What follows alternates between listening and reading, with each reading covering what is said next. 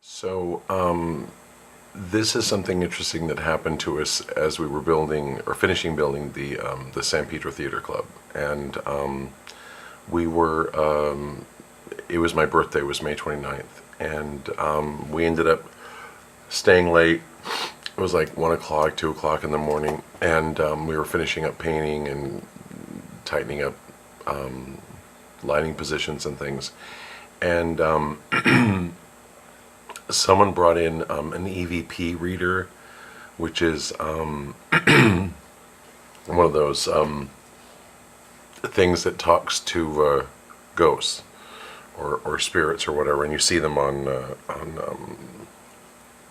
those ghost television shows. Anyways, so we thought it would be really fun because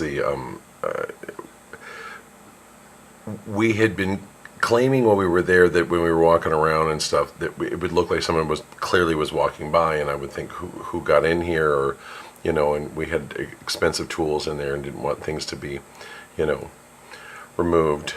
So we would always end up sort of following what we thought was a person, and we'd go, oh, okay, and we're tired, and we've been working hard and putting in 12 and 15-hour days for 40 days nonstop, so no telling what we could have thought we were seeing.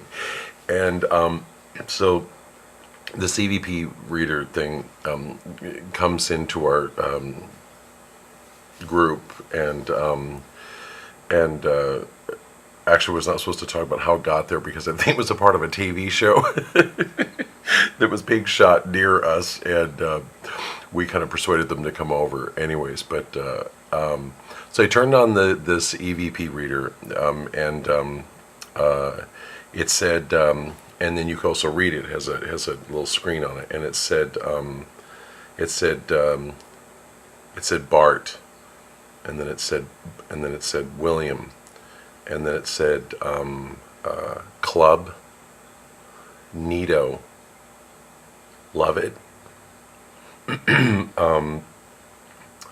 like, theater, and oddly enough, I had a friend who's an actor named Bart Williams, and I said, didn't know he died. He didn't. And I said, oh my God, Bart Williams is a ghost. So I said, Bart Williams. I said, I know Bart Williams. And then someone said, who are you, from our group? And the people that were the professional EVP people said, don't do that, or something, or don't shout out, or whatever, They think we're all in public school. Anyway, so someone said, who are you? And it said Bart, and then it said Bert, and then it said Bert, and then it said Bert Williams,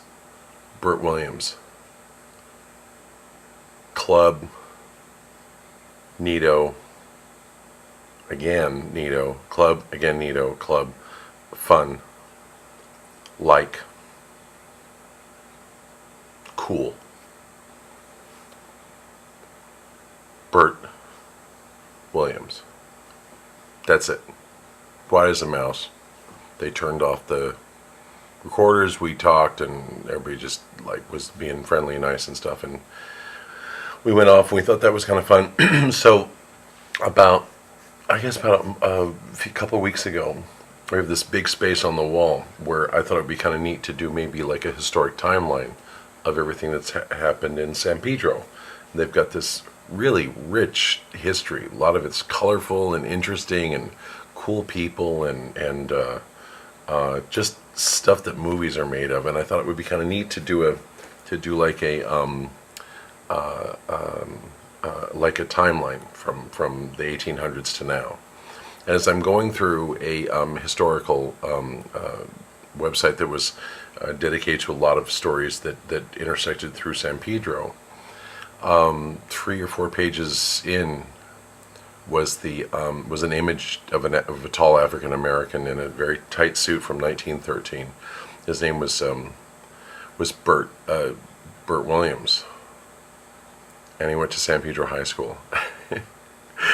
And apparently he was a fixture upon the streets of San Pedro, and extraordinarily successful man, first African American to ever appear in musical theater. Yeah. Anyways, that's what I do. I'm a musical theater producer, and worked with the Ziegfeld Follies. My longtime one of my subscribers was Patricia Ziegfeld, who was the daughter of Florence Ziegfeld, and gave him my highest compliment of my life. And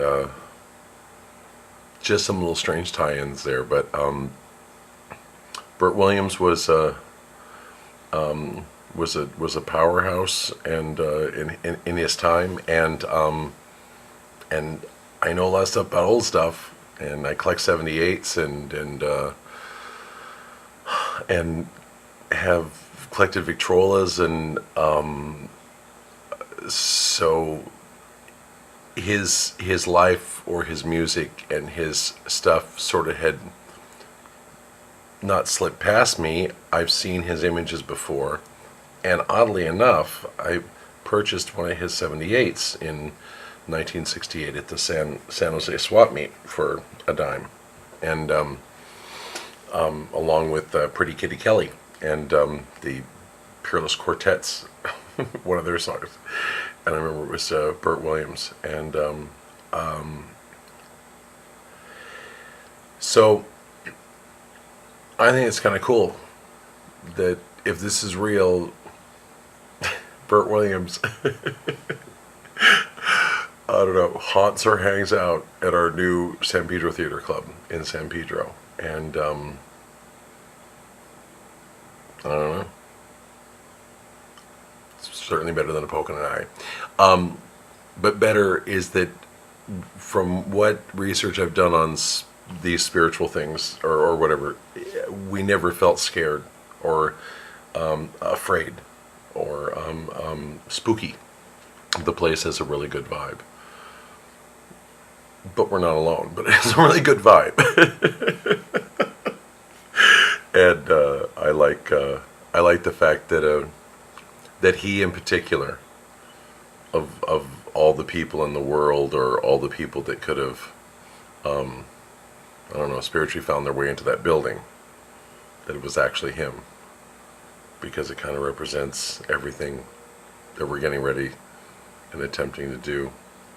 And when it was all done, I realized the number of seats in the theater are 78. The RPMs from the record that I just listened to here on YouTube. So, I don't know, some wild stringing together there. I don't know, do I have a crazy imagination? Perhaps, but someone walked into my new theater that we built, which is very vintage and has an eye to the past, and turned on an AVP reader that's supposed to read, allow ghosts to talk through it. And the only person that talked through it was a guy by the name of Bert Williams, and he thought the San Pedro Theater Club was neato and cool, and he liked it. So I'm going with that. I guess that's it. All right. Bye.